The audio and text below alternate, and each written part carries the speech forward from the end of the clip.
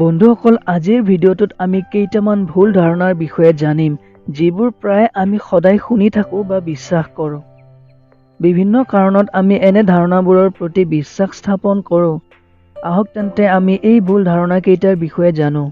প্ৰথম ভুল ধাৰণাটো হ'ল ষাঁড় গৰুৱে ৰঙা ৰং দেখিলে খং উঠে আৰু ই খেদি আহে।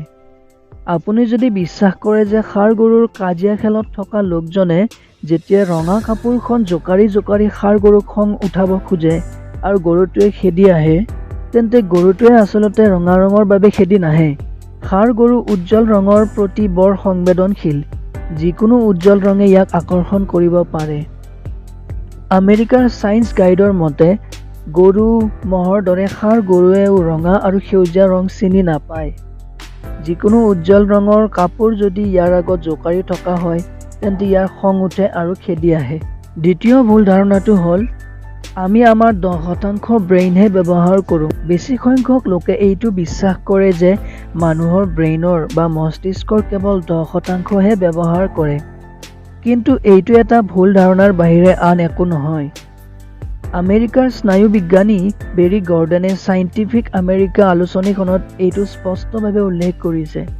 তেওঁ কৈছে যে মানুহৰ মস্তিষ্কই কাৰ্যত প্ৰতিটি অংশ ব্যৱহাৰ কৰে আৰু মস্তিষ্কৰ বেছিভাগ অংশই প্ৰায় সৰ্বদা সক্ৰিয় হৈয়ে থাকে। তেওঁ এই ভুল ধাৰণাটোৰ বাবে চিনেমা জগতক জগৰীয়া কৰিছে, য'ত এনে ভুল কথাবোৰ দেখুওৱা হয়। তৃতীয় ভুল ধাৰণাটো হ'ল কুকুৰে কেৱল বগা আৰু ক'লা ৰংটোহে দেখে। এইটোও এটা ভুল ধাৰণা যে কুকুৰে কেৱল ক'লা বা বগা ৰংটোহে দেখে। কিন্তু নহয়, আচলতে এইটো মিছা। আমেৰিকাৰ পশু চিকিৎসক বাৰ্বাৰা ৰয়েলে হাফপোষ্টত দিয়া এটা সাক্ষাৎকাৰত ব্যাখ্যা কৰিছিল যে কুকুৰবোৰে আমি দেখা সকলো ৰং নেদেখে সঁচা, কিন্তু ইহঁতে ৰঙৰ মাজত পাৰ্থক্য বুজি পায় আৰু ক'লা আৰু বগা ৰঙৰ বাহিৰেও আন কিছুমান ৰং চিনি পায়। চতুৰ্থ ভুল ধাৰণাটো হ'ল এলবাৰ্ট আইনষ্টাইনে গণিতৰ পৰীক্ষাত ফেইল কৰিছিল আৰু তেওঁ পাটীগণিতত কেঁচা আছিলে। এই কথাটো বহুলভাৱে প্ৰচাৰিত যে এলবাৰ্ট আইনষ্টাইন গণিতত কেঁচা আছিলে আৰু হাইস্কুলত পঢ়ি থাকোঁতে গণিতৰ পৰীক্ষাত ফেইল হৈছিলে। কিন্তু আইনষ্টাইনে নিজে সাক্ষাৎকাৰত কৈছিলে যে এইটো মিছা। তেওঁ আৰু কৈছিলে যে তেওঁ তেওঁৰ শ্ৰেণী প্ৰথম আছিলে আৰু তেওঁৰ 15 বছৰ বয়স হোৱাৰ আগেয়ে তেওঁ কেলকুলাছৰ পাৰ্গত হৈ উঠিছিল। এই ভুল ধাৰণাটো ইমান প্ৰচাৰ হোৱাৰ কাৰণ হ'ল 1935 চনত প্ৰকাশিত জনপ্ৰিয় আলোচনী ৰিপ্লিজ বিলিভ ইট অৰ নটত এই কথাটো প্ৰথমে প্ৰকাশ পাইছিলে আৰু তেতিয়াৰ পৰা এই বিয়পি পৰে। পঞ্চম ভুল ধাৰণাটো হ'ল বাদুলিবোৰ অন্ধ।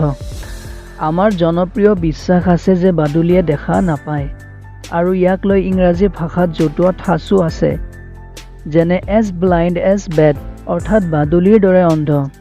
কিন্তু আচল কথাটো হ'ল এই নিশাচৰ প্ৰাণীবিধে দেখা পায়। আমেৰিকাৰ বাদুলি সংৰক্ষণৰ প্ৰাক্তন পৰিচালক ৰব মাইজে নেশ্যনেল জিঅ'গ্ৰাফিক চেনেলত দিয়া এটা সাক্ষাৎকাৰত কৈছিলে যে বাদুলিয়ে দেখা পোৱাই নহয়, ই আন্ধাৰত বা কম পোহৰত মানুহতকৈ 3 গুণে ভালকৈ দেখা পায়। ষষ্ঠ ভুল ধাৰণাটো হ'ল মানুহৰ ইন্দ্ৰিয় কেৱল 5টা।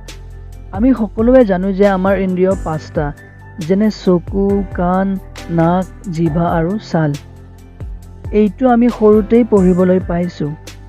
কিন্তু আপুনি জানেনে যে এই 5টাই কেৱল আমাৰ শৰীৰত থকা ইন্দ্ৰিয় নহয়। এই 5টা হ'ল মুখ্য ইন্দ্ৰিয়, আনহাতে আমাৰ শৰীৰত 14ৰ পৰা 20টালৈ গৌণ ইন্দ্ৰিয় আছে। আমি কিবা বোধ কৰিবলৈ বা সংবেদন পাবলৈ আমাৰ শৰীৰত সংবেদক থাকে, যাক আমি ইন্দ্ৰিয় বুলি কওঁ।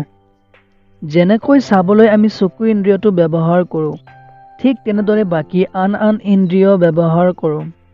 যেতিয়া আমাৰ ভোক লাগে বা পিয়াহ লাগে আমি গম পাওঁ, ঠিক তেনেদৰে আমাৰ শৰীৰত বিভিন্ন কামৰ বাবে কিছুমান গৌণ ইন্দ্ৰিয়ই অনবৰতে কাম কৰিয়েই আছে।